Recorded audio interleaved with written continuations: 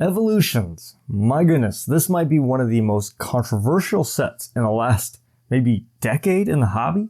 Come and let me know what you think about evolutions. Let me know your XY evolution story. Did it bring you back to the hobby? Do you maybe hate XY evolutions?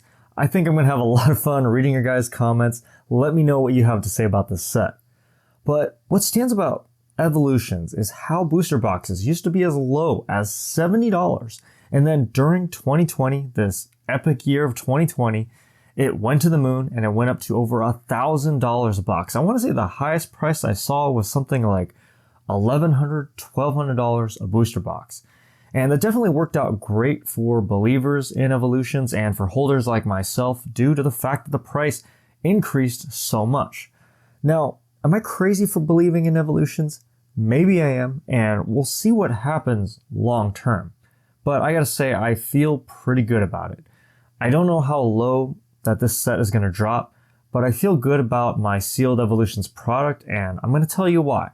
I'm also gonna tell you why people missed out on evolutions and how you can make sure that that doesn't happen to you. I'm Kakashi with Kanto Capital, and if this is your first time here, I love talking about the economics and finance side of the Pokemon card hobby. And if you enjoy this type of content, consider hitting that like button and the subscribe button, and also check out Patreon. As many of you know who've been on this channel for a while, I've made a lot of bold calls on this channel that worked out great, and I share even more information inside of Patreon. But the best part of this whole evolution story is that you have people who are big believers in evolutions, people that said evolutions was this great set, a historic set. And then on the other side, you have these people who say they don't like evolutions. Some people say they hate evolutions. People say that there's too much supply. They said, don't touch it. People said that wasn't a good set. People said that evolutions was not investable, that it will never have any value.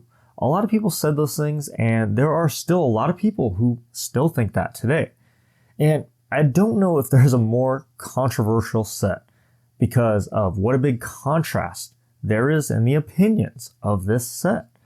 I love the situation because it really pits the different schools of thought against each other. Evolutions is this dynamic topic with very different opinions. And then the market, the unbiased market, it comes in, it tells us to sit down, shut up, and the market tells us the answer. To me, that's the best part of this whole story because there are so many strong opinions on evolutions. Personally, I think there is also a separation of like the old guard and the newer collector. I don't want to make this a blanket statement, but I tended to notice a lot, not all, but a lot of the more experienced collectors, they tended to be very negative on evolutions. And then you had the newer people that really liked evolutions. The older collectors, they probably had big WotC and base set collections already, so evolutions was not really anything special if you already had large collections from WotC in particular, base set. And then you have these new people, the new people who just came in, maybe they came in from the Pokemon Go craze, they came in just randomly decided to get a little hit of nostalgia back in 2016, 2017, and maybe they hadn't seen a Pokemon card in a decade. And maybe they came after, again, getting that nostalgia itch, or let's say boredom from the pandemic in this past year, and for just $4, they could relive that nostalgia, that childhood, for just a few dollars. And so you have the new returning collectors on one side, and you have the experienced collectors on the other side. You couldn't ask for more opposite situations, two different perspectives. If this channel existed, let's say at the beginning of 2020, I don't know if I would have said anything about this set.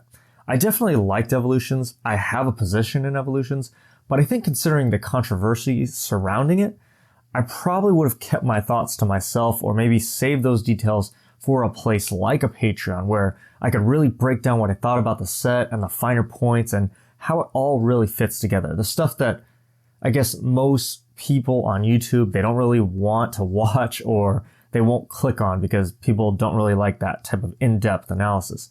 And if you're wondering, yes, I do talk about cards and sets like that in Patreon now. So if you're interested in hearing that type of analysis and getting ahead of the competition, definitely join Patreon.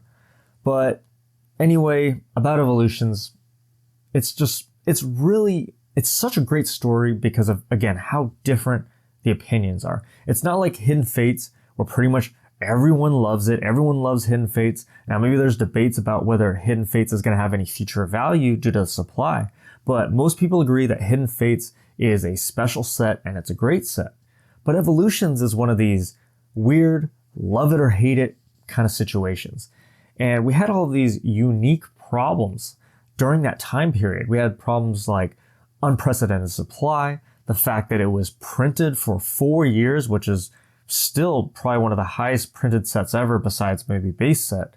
And the overnight change of how people viewed Evolutions is particularly special. It used to be when you got Evolutions inside of a sealed product like a tin or a collection box, people would not like it. They would generally just not be happy to get an Evolutions booster pack. And now today in 2021, people are excited and extremely happy to get that same Evolutions booster pack just a year or two later. And now Evolutions booster boxes are retracing like a lot of the hobby is. We went from as low as a $70 box, maybe on average about $100 a box over the time period. And it went from $100 to $1,000 a box at the peak.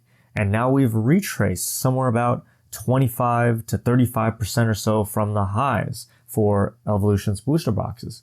And that's a pretty steep drop if you happen to buy near the top. So if you paid $1,000 for a box and now you see it selling for $700, $750, $800, that's a pretty big drop for a lot of people. And so the big question now is, where does this go? Where does Evolutions end up? Obviously, I have no clue. I can't tell you the future, but if you made me guess, I think that it's going to survive just fine. I personally think that Evolutions is going to come out of this generally in a pretty good situation.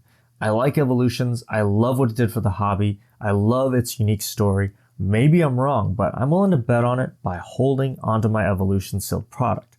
And that's what I'm doing. And I think when I look back years from now, I'm going to be happy that I held on. And I'm really excited because these next few years, we're going to find out.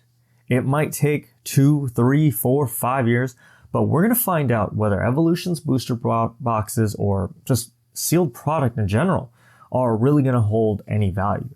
We're going to see who was right. The market is going to tell us who was right. And what's important about Evolutions is that you have to learn to read the room. Because I saw a lot of people that really refused to do that.